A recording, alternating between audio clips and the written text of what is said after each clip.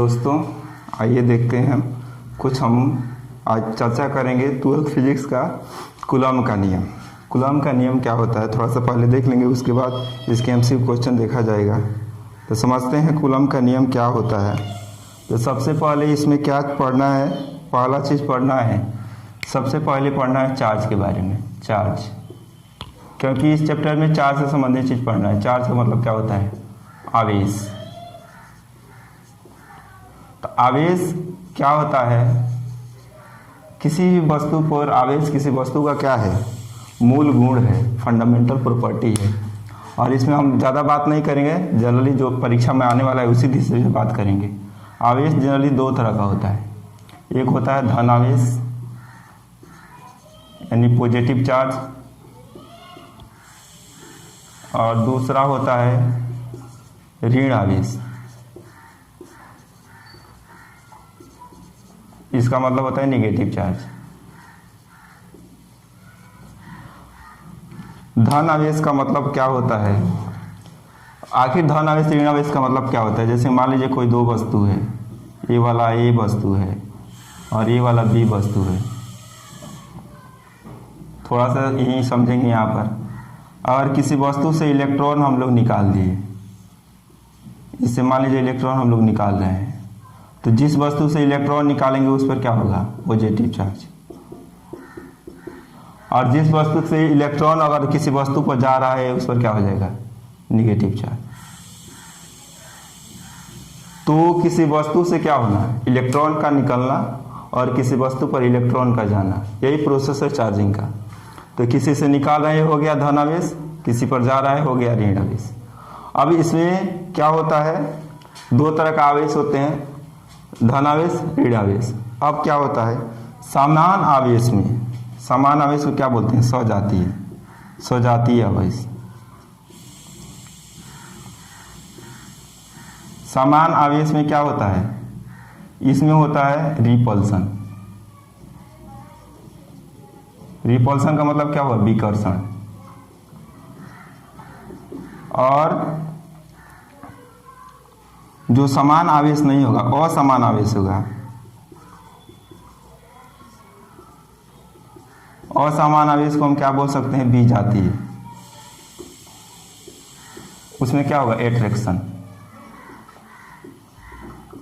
तो बोलता यही कि क्या होता है, समान आवेशों में क्या होता है? आकर्षण होता है, जबकि जो असमान आवेश होते हैं, सॉरी, इसमें समान आवेशों में क्या होता है?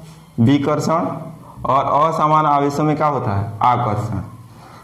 तो यही इसी बेसिस पर क्या किए, कूलॉम ने एक नियम दिए, आवेश पर ही आधारित उसने एक क्या दिया? नियम दिया, जो समझना है, जो परीक्षा की दृष्टि से इम्पोर्टेंस है। परीक्षा में पूछ सकता है कि क्या होता है कूलॉम का नियम। तो हम लोग इसको शॉर्ट में समझने की कोशिश करेंगे। वैसे तो आप नोट्स में तैयार किए होंगे, हम केवल समझाएंगे यहाँ पर कि क्या होता है कूलॉम का नियम। तो कूलॉम ने क्या बताया यहाँ पर? बताया कि जैसे मान लीजिए कोई दो चार्ज है, ये r दूरी से अलग किए गए हैं। ये चार्ज है Q1, एक चार्ज है Q2, r दूरी से विलग है। तो उन्होंने क्या बताया? कूलॉम ने बताया कि क्या होता है, समान आवेशों में क्या होता है? विकर्षण होता है, जबकि जो असमान आवेश होते हैं उसमें आकर्षण होता है। तो उन्हें बताया कि अगर कोई दो चार्ज है, उसको r दूरी से अलग कर दिया जाता है तो उस पर एक बल लगता है, जिसको हम लोग क्या कहते हैं? कूलॉम बल। और इसी से संबंधित उन्होंने दो नियम दिया। पहला नियम क्या था? उन्होंने बताया था कि जो लगने वाला इसमें आकर्षण या प्रतिकर्षण जो बल होता है वो समानुपाती होता है किसके? दोनों चार्ज के परिणाम के गुणनफल के समानुपाती। और दूसरा क्या बताया था कि जो बल होता है उसके बीच की दूरी की वर्ग की व्युत्क्रमानुपाती होता है। व्युत्क्रमानुपाती का मतलब क्या होगा कि यदि r घटेगा तो लगने वाला बल क्या हो जाएगा? बढ़ जाएगा। r बढ़ेगा तो लगने वाला बल घट जाएगा। और फिजिक्स का नियम होता है कि अगर दो क्वांटिटी क्या है? समानुपाती में है तो एक में कर सकते हैं। तो F डायरेक्टली प्रोपोर्शनल क्या हो जाएगा? Q1 Q2 by r²। अब क्या हुआ? अब फिजिक्स में क्या होता है? कोई भी समानुपाती का साइन हटाएंगे तो एक कांस्टेंट आता है, जिसको मान लिया हम लोग क्या, कोई कांस्टेंट मान लिए के, Q1 Q2 by are square. तो कूलम का जो नियम है उससे इतना बल आ गया।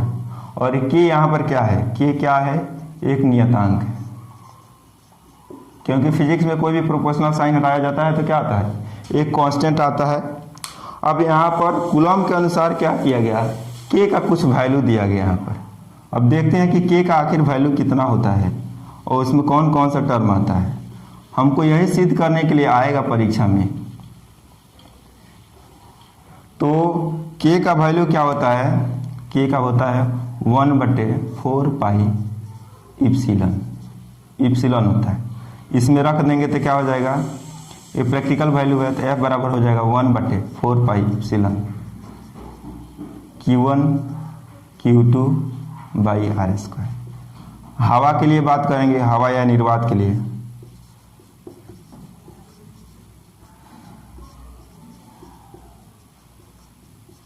क्या हो जाएगा, F का मान हो जाएगा 1/4 pi epsilon nought Q1 Q2 by are square.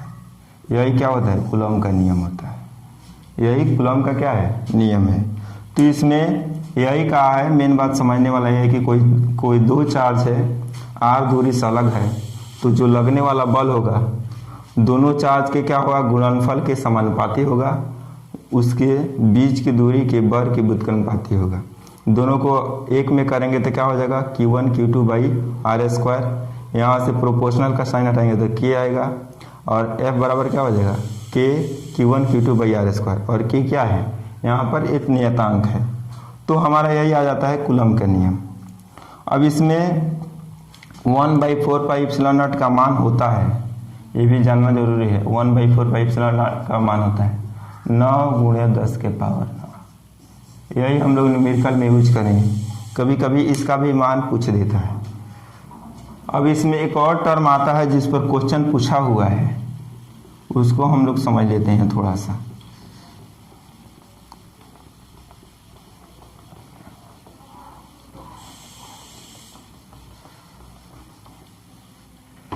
इसमें है, ये क्वेश्चन इसमें बुक में दिया हुआ है भारतीय भवन में, कि कहा कि Q बराबर हम लोगों ने क्या पढ़ा है, n का यहाँ पर मान क्या होता है, 1 2 3 पूर्ण रूप होता है कोई संख्या का। और कहा है इसमें कि अगर Q का मान मान लीजिए Q क्या हो जाए, 1 कूलम हो जाए, तो उसमें n का मतलब मान बताना है कितना होगा। इसमें क्वेश्चन दिया हुआ है, हम शॉर्ट में बता रहे हैं। तो Q का मान हम रख देते हैं 1 कूलम, 1 कूलम। और n का मान निकालना है, E का मान क्या होता है 1.6 × 10⁻19 कूलम। n का मान निकालना है तो n बराबर क्या हो जाएगा, 1 कूलम, तो ऊपर हो जाएगा, नीचे 1.6 × 10⁻19 कूलम। कूलम से कूलम कट गया। अब क्या करेंगे, n बराबर क्या हो जाएगा, n बराबर 1। इसका हम लोग पॉइंट यहाँ पर उड़ाएंगे तो यहाँ पर 0 आ जाएगा, तो 1 0, और एक और 0 बैठा लेंगे यहाँ पर, और हो जाएगा ये 16, यहाँ पर हो जाएगा 10⁻18, क्योंकि इसका ऊपर जाएगा तो 10⁻19 होगा, एक 0 इसमें आ गया है, कटाएंगे तो 6.25 आ जाएगा, तो हो जाएगा 6.25 × 10⁻18। इतना उसमें इलेक्ट्रॉन होगा। ये क्वेश्चन पूछा हुआ है भारतीय भवन में, तो देख लीजिएगा ये वाला क्वेश्चन, ऐसे ही उसका सॉल्यूशन होगा।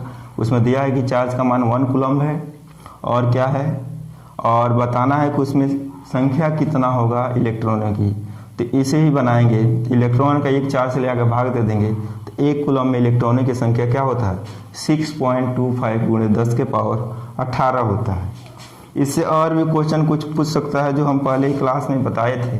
थोड़ा सा इसमें हम थ्योरी दे रहे हैं क्योंकि आप लोगों को हेल्प मिलेगा, बनाने क्वेश्चन बनाने में थोड़ा सा मदद मिलेगा। देखते हैं कि और क्या क्वेश्चन इससे बना सकता है।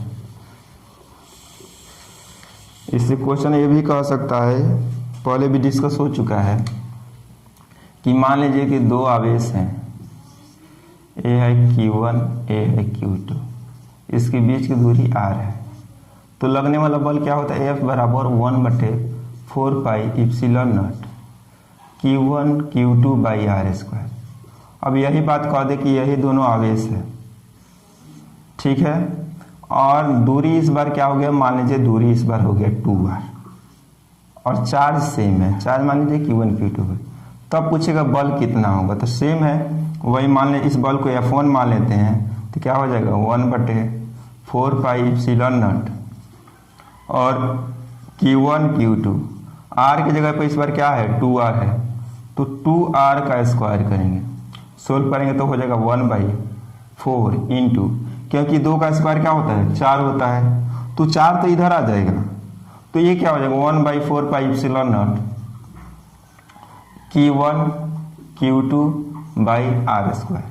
ध्यान से देखिएगा तो ऊपर वाला ये f का मान है, इसको अगर 1 मान लेते ये f का मान है, तो F1 का मान क्या हो गया 1/4 इंटू f। तो पूछेगा कि इस कंडीशन में बल कितना हो जाएगा, तो पहले वाला बल का कितना हुआ चौथाई, तो नया बल क्या हो जाएगा, नया बल चौथाई कम है, चौथाई हो जाएगा, मतलब 1/4 हो जाएगा। तो क्वेश्चन में पूछ सकता है कि 2 आवेश है, r दूरी से अलग है, तो लगने वाला बल तो इतना होगा। तो कहा है कि यदि दूरी को क्या कर दिया जाए, दूरी को दुगुना कर दिया जाए तो लगने वाला बल होगा, तो लगने वाला बल क्या होगा चौथाई होगा। उसको सोल्व करना है तो इस प्रोसेस से सोल्व किया जाएगा, कैसे आएगा। तो इस तरह के क्वेश्चन कुछ इस चैप्टर से, चार्ज वाले चैप्टर से बना सकता है, इलेक्ट्रोस्टैटिक वाले चैप्टर से इस तरह का क्वेश्चन आपको तैयार कर सकता है। तो इसमें इस तरह का इतना ही थ्योरी है, इस चैप्टर में ही पढ़ना है। कूलम का नियम क्या है, तो कूलम का नियम वही है कि 2 आवेश है तो लगने वाला बल दोनों आवेश के गुणनफल के समानुपाती, और उसकी जो दूरी है, उसकी जो दूरी है उसके बीच के वो वर्ग के व्युत्क्रमानुपाती होता है, मतलब उल्टा होता है। व्युत्क्रमानुपाती का मतलब क्या है, उल्टा, नीचे आएगा इसका r स्क्वायर। अच्छा, r का मान यदि क्या किया जाए, बढ़ाया जाए तो f का मान घट जाएगा, और r का मान घटाया जाए तो f का मान बढ़ जाएगा। ठीक है, तो हम यहीं पर क्या करते हैं, एंड करते हैं वीडियो को। देखिए क्या